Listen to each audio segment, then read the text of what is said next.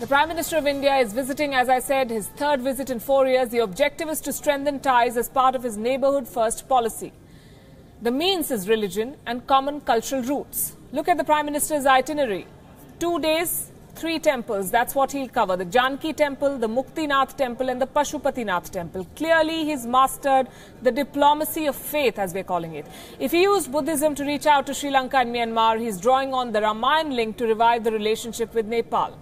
The Prime Minister landed in Janakpur today. His visit is expected to speed up work on this Ramayana circuit, which covers 15 places believed to be associated with Lord Ram.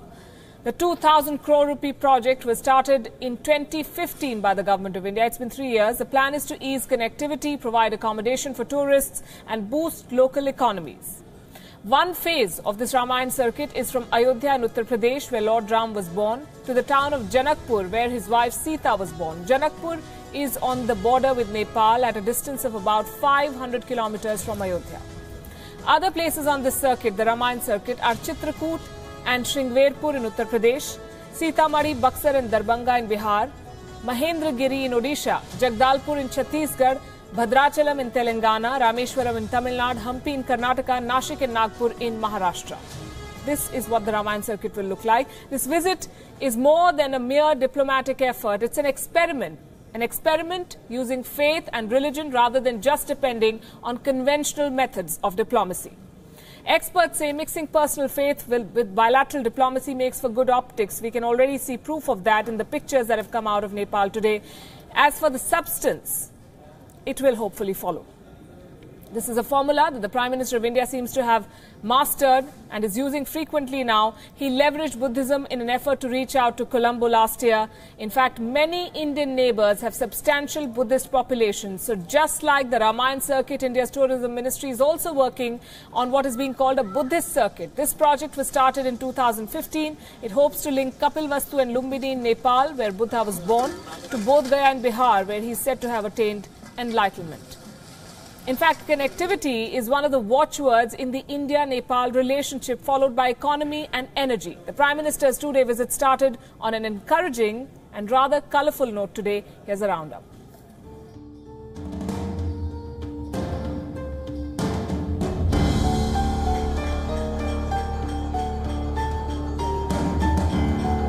At first glance, that would look like any other temple in India. But this is the Janki temple in Nepal, and it's special in Hindu mythology because Janakpur is where goddess Sita was born. Narendra Modi sought blessings at this temple, even mingled with the temple staff and played a musical instrument, sharing his enthusiasm with those present there.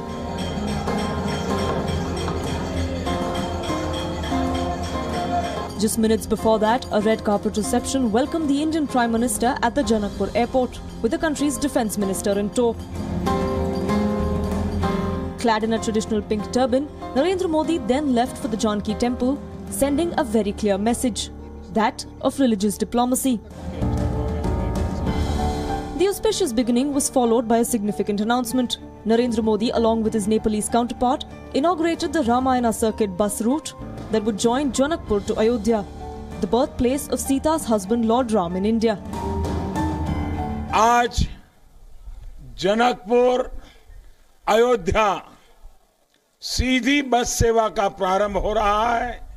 मैं इसके लिए भी आदरणीय प्रधानमंत्री जी का, प्रशासन का हृदय से आभार व्यक्त करता हूं और भविष्य में आर्थिक विकास के लिए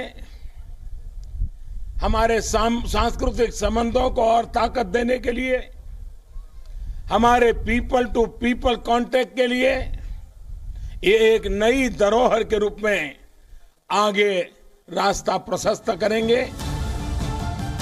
Emphasizing on India's neighbours first policy, Narendra Modi highlighted the strength of Indo-Nepal ties.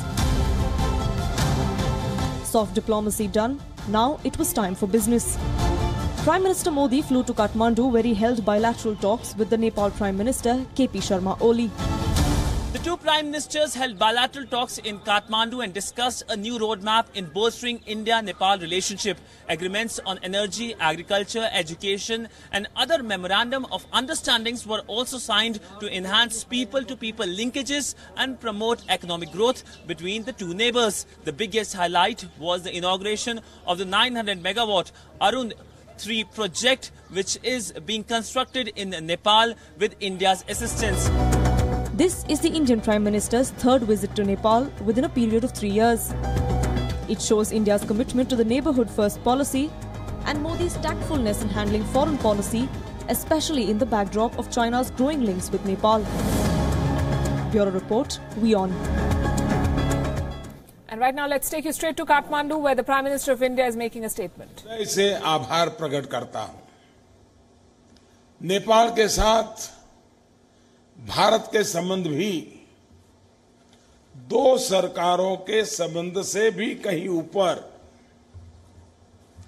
इसी प्रकार पारिवारिक है, मित्रतापूर्ण है और जन सामान्य के बीच आपसी मधुर और गहरे रिश्तों की मजबूत नींव पर खड़े हैं।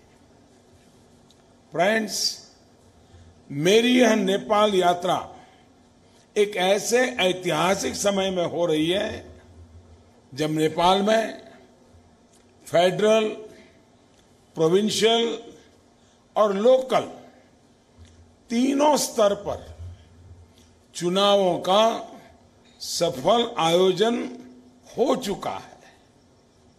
नेपाल के इतिहास में यह कालखंड स्वर्णिम अक्षरों में लिखा जाएगा। नेपाल की जनता ने आर्थिक और सामाजिक प्रगति और परिवर्तन के लिए, राष्ट्र निर्माण के लिए प्रधानमंत्री ओली जी के नेतृत्व और उनके विजन में अपना भरोसा जताया है। नेपाल के लोगों द्वारा संघीय लोकतांत्रिक फ्रेमवर्क में राष्ट्र निर्माण और विकास यात्रा के फैसले का मैं पूरे हृदय से अभिनंदन करता हूं। एक अखंड, समृद्ध और सशक्त नेपाल के लिए सभी नेपाली लोगों की आकांक्षा का भारत भरपूर समर्थन करता है।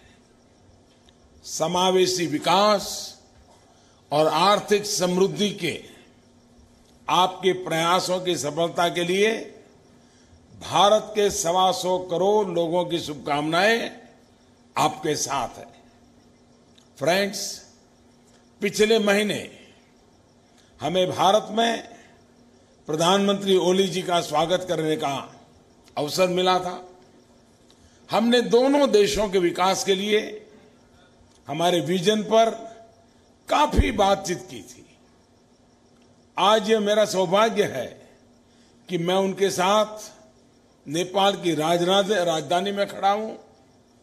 पड़ोस में संपर्क और मित्रता के लिए भारत के विजन की झलक मेरी इस यात्रा में मिलती है, मैं अनुभव करता हूं। साथियों, भारत के लिए हमारा सबका साथ सबका विकास का विजन और नेपाल के लिए ओली जी का समृद्ध नेपाल सुखी नेपाली का नारा एक दूसरे के साथ पूरक है। आज हमने एक बार फिर भारत और नेपाल की साझेदारी के सभी आयामों की समीक्षा की। लगभग 5 सप्ताह पहले प्रधानमंत्री ओली जी भारत आए थे तो उन्होंने मुझसे कई विषयों का उल्लेख किया था। मुझे प्रसन्नता है कि इतने कम समय में दोनों देशों की टीम्स ने मिलकर सभी मुद्दों पर काम किया है और कई मुद्दों को तो सुलझा भी लिया है। आज की हमारी बातचीत में मैंने इस प्रगति के बारे में प्रधानमंत्री श्रीमान ओली जी को पूरे विस्तार से जानकारी दी। हमने कृषि, इनलैंड, वाटरवेज और रेलवेज में कई परिवर्तनकारी पहलों की शुरुआत की है। इससे दोनों देशों के लोगों और व्यवसायों की आपसी कनेक्टिविटी बढ़ेगी। मैं इनलैंड वाटरवेज में हमारे सहयोग को विशेष रूप से महत्वपूर्ण मानता हूं। नेपाल लैंड लॉक न रहे बल्कि लैंड लिंक्ड और वाटर लिंक्ड हो। हम प्रधानमंत्री ओली जी के इस विजन को साकार करने में हर संभव सहायता और प्रयास करने के लिए प्रतिबद्ध है।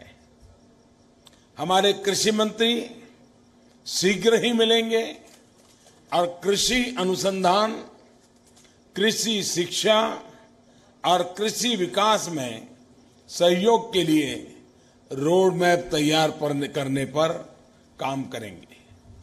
रक्सौल और काठमांडू के बीच नए रेलवे लिंक के लिए सर्वे का काम शीघ्र ही शुरू होगा और ट्रेड एंड इन्वेस्टमेंट में हमारे संबंधों को और अधिक मजबूत करने के लिए हम शीघ्र ही ट्रीटी ऑफ ट्रेड का कॉम्प्रिहेंसिव रिव्यू भी करेंगे। स्वास्थ्य सहयोग में हम एक नया कदम उठा रहे हैं।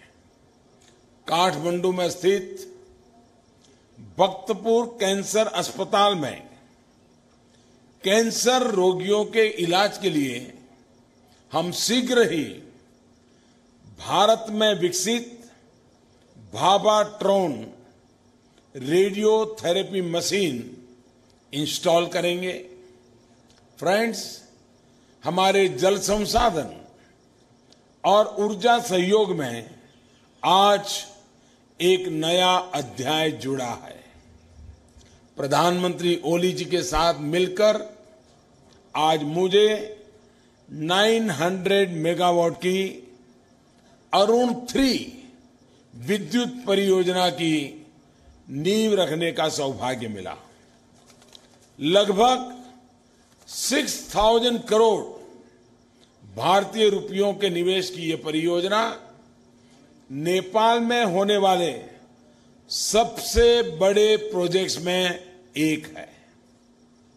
नेपाल में रोजगार के अवसरों के साथ इस प्रोजेक्ट से नेपाल में आर्थिक और व्यावसायिक अवसर भी उत्पन्न होंगे। पंचेश्वर प्रोजेक्ट एवं हाइड्रो पावर, जल संसाधन और ऊर्जा के क्षेत्रों में अपने सहयोग के अन्य प्रोजेक्ट्स पर भी हम अपनी बातचीत आगे बढ़ा रहे हैं। हम दोनों इस बात पर भी सहमत है कि कनेक्टिविटी हमारे लोगों के विकास के लिए बहुत ही महत्वपूर्ण फैक्टर है। हम अनादि काल से हिमालय पर्वतमाला और नदियों और अब हम roads, railways, power transmission lines, oil pipeline आदि के माध्यम से अपनी कनेक्टिविटी को और अधिक बल देना चाहते हैं। फ्रेंड्स, भारत और नेपाल के मजबूत संबंधों में हमारा ओपन बॉर्डर एक विशेष भूमिका निभाता है। हम किसी भी अवांछनीय तत्व द्वारा इस ओपन बॉर्डर का दुरुपयोग नहीं होने देंगे। प्रधानमंत्री ओली जी और मैं हमारे द्विपक्षीय रक्षा और सुरक्षा सहयोग को और अधिक मजबूत करने के लिए भी प्रतिबद्ध हैं।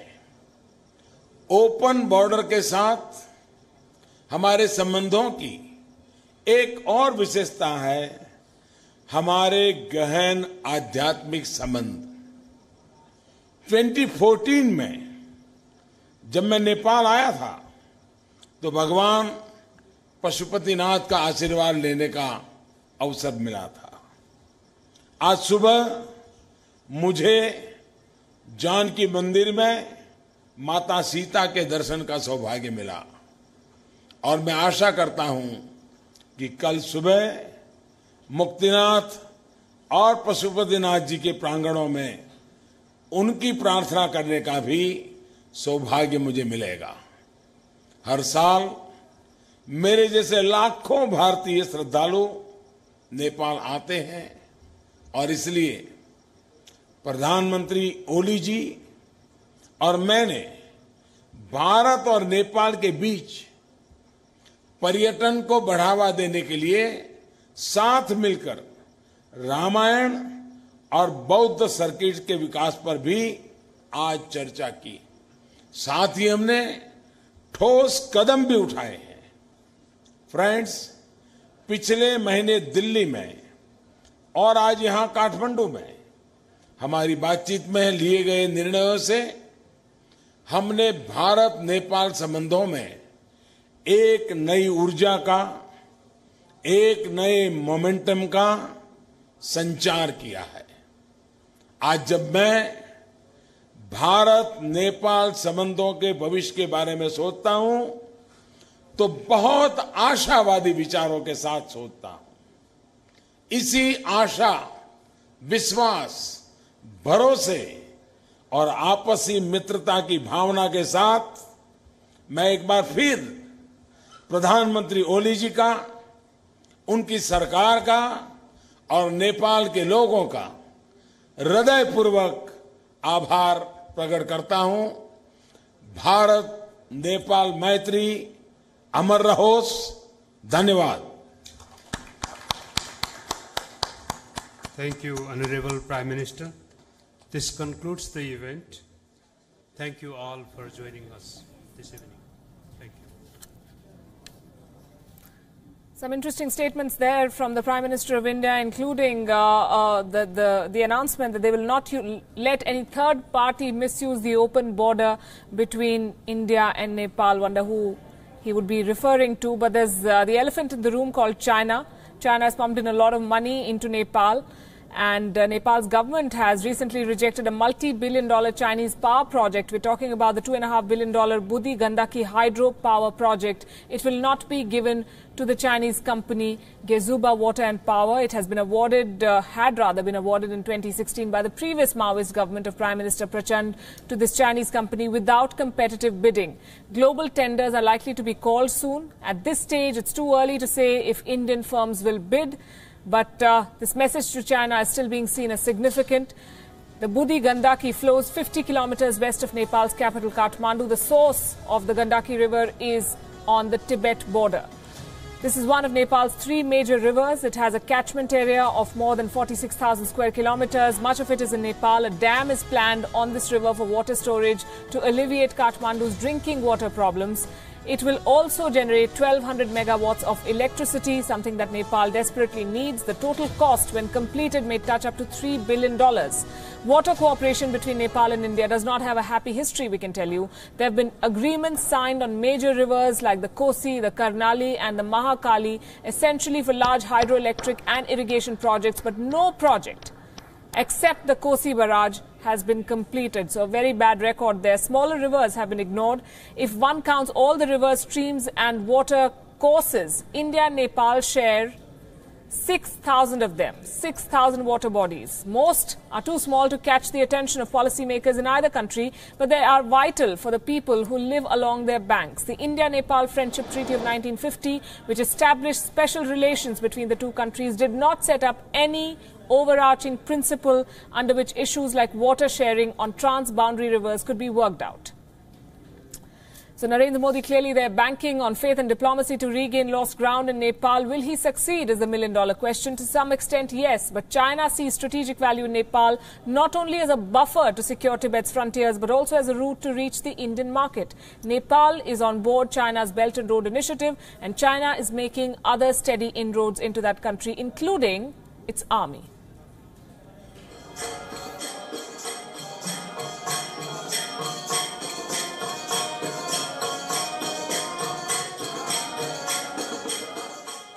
The colour and spectacle in Janakpur makes for great optics.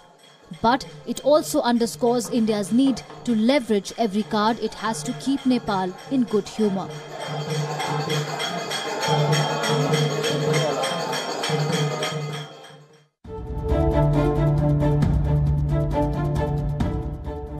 In a trend visible since 2008, when disturbances in Tibet saw China's interest in Nepal as a buffer deepening, India is now having to compete with China for Nepal's affections.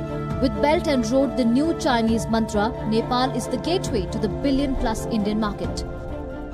Nepal wants to show its geographic advantage and be a link between China and India, the bridge linking two big neighboring countries, and be a beneficiary from our development. I think this is a logical desire. China's foreign ministry can be accused of putting words in Nepali mouths, but he was being honest about Beijing's strategy to overcome India's distaste for the Belt and Road Initiative. China would take advantage of Nepal's open border with India to ensure its goods reached India. It's attempting the same by tying up a free trade agreement with the Maldives and pushing Sri Lanka hard on the same demand.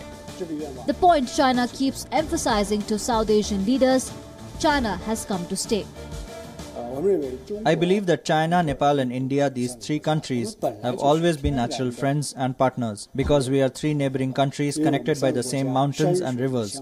No matter what the international situation is and whatever individual changes might happen within each of us three countries, this basic fact will not change, and it cannot change. So what are the challenges before Modi? He has an uphill task before him. He has to overcome doubts and suspicions about his role in the 2015 economic blockade. He has backed the new Nepali constitution even though it's unfair to the Madhesis. Finally, he has to set up the pace of India-aided development projects. Modi also has to answer the question, is all this enough? Even assuming Modi is able to win the trust of Nepali leaders and gets all the stalled development projects moving towards completion, will it be enough to keep the Chinese on the sidelines in Kathmandu? Indian diplomats who've served in Nepal believe it's too late. The Chinese are now players in Nepal and India has to maneuver around it. Let's also talk about China's footprint in Nepal. It's already on board the Belt and Road Initiative. The Chinese investment is nearly $80 million against India's $36 million. There is talk of a Nepal-China friendship treaty already, and a Chinese company is providing internet services in Nepal. A major concern for India is the Nepal army. Last year, China offered Nepal $32 million as grant assistance. Earlier in 2011, China agreed to give $7.7 million in assistance, increased the number of seats in its War College for Nepal Army officers, and is clearly building a constituency among them. Sections of the officer corps reportedly believe that democracy in Nepal should be of the Bangladesh kind, where the army plays a stabilizing role. There is even talk of ending the recruitment of Nepali Gurkhas into the Indian army. Bureau Report, WION. They say a man remains a learner forever. For an Indian national coming from the Philippines, India's Foreign Minister Sushma Swaraj had a mix of geography and history lesson handy. The man in the Philippines, Sheikh Atiq, had reached out to Mrs. Swaraj on Twitter seeking her assistance. He changed his profile details after the Twitter-savvy Indian minister pointed out that he had referred to Jammu and Kashmir, an Indian state, as quote-unquote Indian-occupied Kashmir. Tagging Mrs. Swaraj, Atiq tweeted, and I'm quoting, "I'm from JNK, doing medicine course here in the Philippines. My passport got damaged. I applied for a new one a month ago. I request you to please help me get it, as I literally need to go home for medical checkup." Mrs. Swaraj responded, saying, and I'm quoting again, "If you are from Jammu and Kashmir, we will definitely help you. But your profile says you are from Indian-occupied Kashmir. There is no place like that." Noting Swaraj's response, Atiq changed his profile details. Acknowledging this, the Union Minister directed the authorities to assist him. Her tweet said, "I'm happy to you have corrected the profile. Clearly a case of all's well that ends well." Now, Russian President Vladimir Putin took to the ice on Thursday in Sochi with a little help from a team of retired hockey legends. He scored 5 goals, but Putin is not new to the vigorous physical activity like ice hockey. Even at 65, he's a fan of fishing, he wrestles bears. His physical vigor, in fact, has often been the subject of taunts. Undeterred, he plays and scores goals, as we saw yesterday. Night Hockey League, or NHL, is an initiative that he launched 7 years ago to encourage sports. But many view Putin's stint in the wild or on the ice rink as publicity stunts. His appearance at the 7th Russian National Amateur Ice Hockey Team's festival saw him score 5 goals out of his team's 12. They won. Putin was accompanied by Russia's Defense Minister Sergei Shoigu. In fact, famous Russian players on the team joined the president on the ice of Sochi's Bolshoi Skating Palace. The Night Hockey League was founded at Putin's initiative in 2011. The festival's main prize was the Krutov. It's a trophy. That honor went to Leningrad region amateur team flagmen, who were beaten 12-7. For the moment, the game of politics that they play so well, the southern Indian state of Karnataka goes to the polls on Saturday, that's tomorrow. And both the Congress and the BJP are hoping they can win the mandate of the people. But what will be the deciding factor in this election? What will be the swing factor? And will the outcome have a bearing on next year's general election? Here's a report.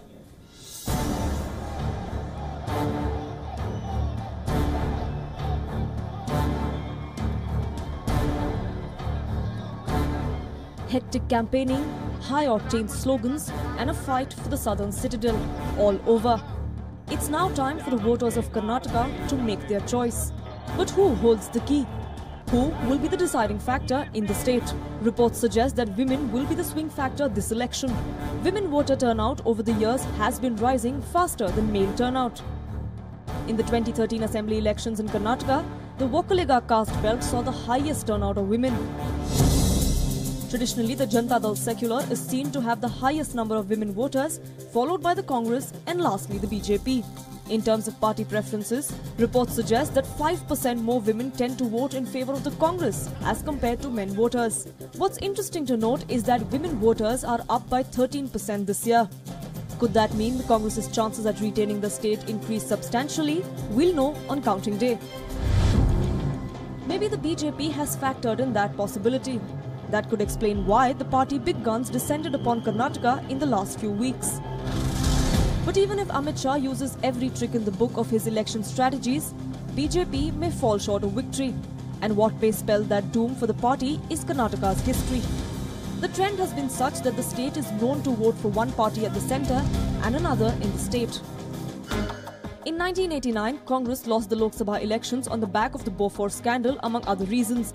But in Karnataka, they returned to power with a whopping majority by winning 178 out of the 224 seats. In 1994, P.V. Narasimha Rao-led government was in power at the centre. But in the assembly election, the Janata Dal Secular managed to trump the Congress, which was relegated to number 3 position. Similarly, in 1999, BJP-led NDA won majority in the Lok Sabha. But in Karnataka, the Congress won 18 out of the 28 parliamentary seats, and in the assembly, they secured 132 of the 224 seats. Lastly, in the 2004 general elections, UPA trounced the NDA and formed government at the centre, despite the BJP getting the largest number of 18 parliamentary seats in Karnataka. But in the assembly elections, BJP emerged as the single largest party with 78 seats, but unfortunately lost power as Congress and JDS joined hands. Caste equations have played a major role in elections across India, and both the Congress and the BJP are banking on it in Karnataka as well. Though the belief is that BJP's chief ministerial candidate B.S. Yediyurappa enjoys support in the Lingayat community and sitting Chief Minister Siddaramaiah enjoys a following in the Vokkaliga community, historically in the state, communities are known to have not voted en masse for a particular party. Several pollsters predict that this election will be too close to call, with both the national parties ending up with a large chunk of votes, but not enough to form government. Who then will govern the largest state in southern India? The answer to that will be clear on Tuesday. Bureau Report, WION. More than 70,000 people in South China's Guangxi Autonomous Region have been affected by heavy downpour. Rains, which started Monday, have affected more than 70,000 people in 15 counties. More than 3,900 hectares of crop were damaged and power supply several times, causing a direct economic loss of about $14.3 million. Several cities in the region expect heavy downpour to continue. In Yulin, firefighters rescued stranded residents from heavily flooded areas. In Luchuan County, rescuers saved an elderly resident who was trapped under the debris after a rainfall-triggered landslide caused her house to collapse.